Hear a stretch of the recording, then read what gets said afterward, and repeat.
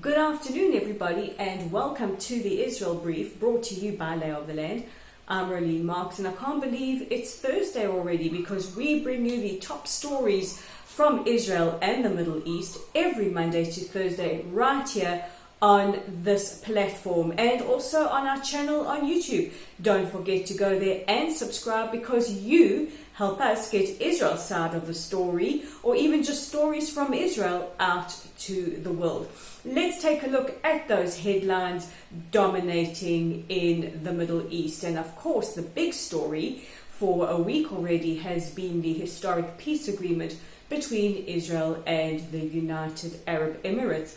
Now, there seems to be a lot of debate about what's going on with the sale of F-35 fighter jets. Well, we have heard from US President Trump, who said he's considering selling F-35s to the UAE, and this is not being received very favorably by Israel, who are concerned with another country in the region having this kind of military hardware. But we will see how the deal proceeds from here. Also, which is quite remarkable, is the city of Tel Aviv are going on a campaign to invite guests from Dubai and Abu Dhabi and the rest of the UAE to come and visit the gorgeous city by the sea. And we cannot wait, wherever we are in the country, not just Tel Aviv, to welcome what we are hoping are a lot of visitors from the UAE as soon as they are able to travel here. But what has been interesting is looking at how other countries have responded to this. Egypt has responded favorably, Bahrain, Oman have responded favorably, and Saudi Arabia were one that we were watching because we have it on authority from officials within the Trump administration that Saudi could perhaps be another country that will look to normalize ties. Well, yesterday we heard for the first time from the Saudi Foreign Ministry, who said that they absolutely support the normalization agreement between the UAE and the State of Israel. However, for them, normalization or recognition is contingent on a peace being found with the Palestinians, and they support the original Arab plan, which is a state for Palestinians and a divided Jerusalem. But at least we have a major step forward in that they do support this peace deal, as does Pakistan, but have said that they will not recognize Israel until the situation with the Palestinians is solved. And there are many of us, myself included, who believe that the route that we have normally taken towards peace, we might have to look at a different diversion and first have the peace, the normalization with many of the Arab countries, and that would perhaps be the greater or strongest foundation for peace with our neighbors. But one country has come out calling this a regrettable peace, and this is the Republic of South Africa. It's no great secret that ties between Israel and South Africa have soured over the last couple of years, but the ANC-led Southern African country released their statement through their Department of International Relations called DIRCO, saying that they find this peace agreement to be regrettable.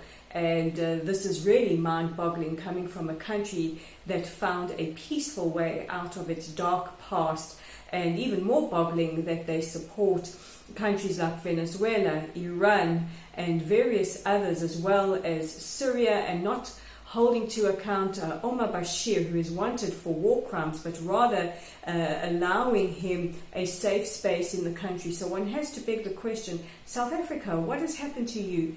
You used to be the benchmark by which we could measure the fight for morality and the fight against racism, but this is really myopic and incredibly short-sighted. With the presidential elections coming up in November, that's pretty soon in the United States, of course, all eyes are on the Democratic National Convention that's taking place at the moment. And we in Israel always watch what the candidates say with regards to their foreign policy and Israel. And there's been much debate over where the Democratic Party stands. Well, presidential hopeful Joe Biden, who officially accepted the nomination, and his running mate Kamala Harris have said that their official stance and the stance of the Democratic Party is that they officially support a two-state solution, and that they are firm on the belief that Jerusalem is the capital of Israel. However, the final status is pending on a negotiation, and they said they are absolutely against the boycott, divestment and sanctions movement.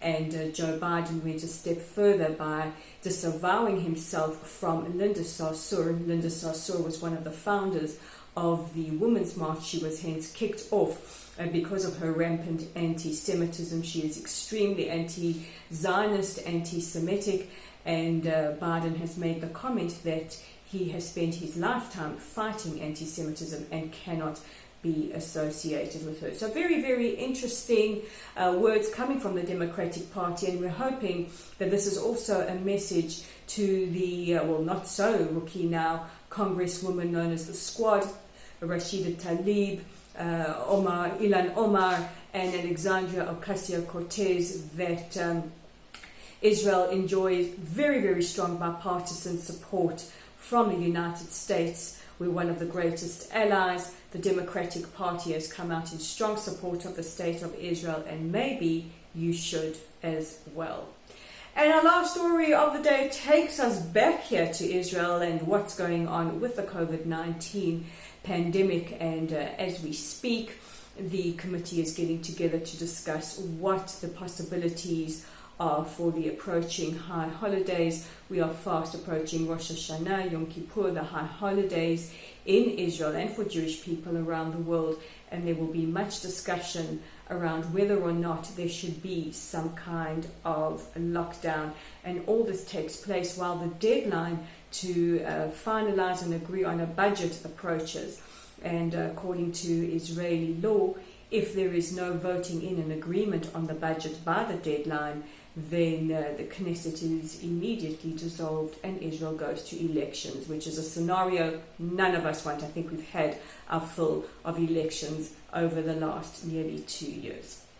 Those are your top stories making headlines today after what has been a very news-packed week. But don't forget, you can check out our content online at www.layoftheland.online. You can read Dave Kaplan's article. It talks about the cooperation between India and the State of Israel in the field of agriculture. It's up on our Facebook page. While you're there, if you haven't already, give us a like, give us a follow, share our content, and don't forget to check in with us tomorrow to see what our Shabbat Shalom greeting is. Also, don't forget our channel at The Israel Brief. Click on that lovely big red subscribe button and follow us on Twitter at Lay of the Land with the digit 5 and engage with us. We love to hear from you and speak to you. So after what it has been a very, very busy week for us in Israel and in the region, a very exciting week, I wish you and your families a safe, a healthy weekend. Shabbat Shalom from all of us here at Lay of the Land. And I'm Rolene Marks with the Israel Brief, and I'll catch you again next week.